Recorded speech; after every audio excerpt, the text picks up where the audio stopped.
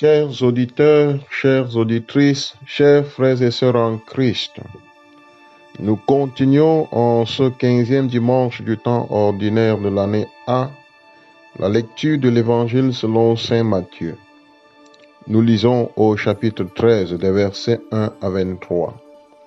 Jésus raconte la parabole du semeur pour indiquer quelle doit être l'attitude de ceux qui annoncent l'Évangile et en donne une interprétation qui nous invite à être cette bonne terre sur laquelle la graine pousse et porte du fruit au centuple et porte du fruit en abondance.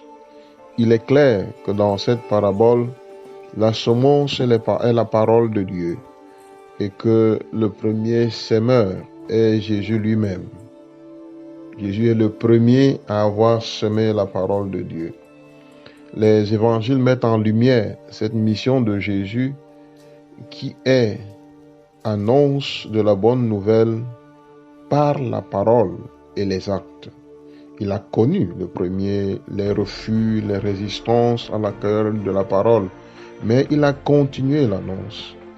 Cette parabole du semeur qui sème la bonne graine sans se préoccuper de la qualité du sol s'adresse en premier à ceux qui, après Jésus, ceux qui le suivront, annonceront l'évangile ou annoncent l'évangile.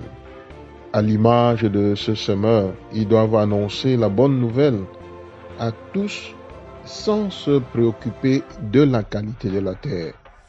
Il faut semer la parole de Dieu qui, comme la pluie, ne tournera pas sans avoir fécondé la terre, sans avoir eu des effets. Le Seigneur, le semeur, doit donc avoir confiance en l'efficacité, en la puissance de la parole de Dieu et semer sans se fatiguer, semer dans la confiance. La deuxième partie de l'évangile, après bien évidemment une sorte de transition, explique et applique la parabole à ceux qui reçoivent la parole de Dieu. Ils ne doivent pas avoir le cœur alourdi, des oreilles dures, ni se boucher des oreilles et refuser ainsi de se convertir. Si la parole est annoncée, c'est pour qu'elle provoque chez ceux qui la reçoivent la conversion et les conduise au salut. Il faut veiller sur son propre cœur pour que le diable ne retire pas la parole avant qu'elle ne prenne racine. Une fois la parole de Dieu accueillie avec joie, il faut persévérer. Malgré la persécution et la détresse, il faut tenir. Il ne faut pas laisser les soucis du monde et la séduction de la richesse étouffer la parole de Dieu.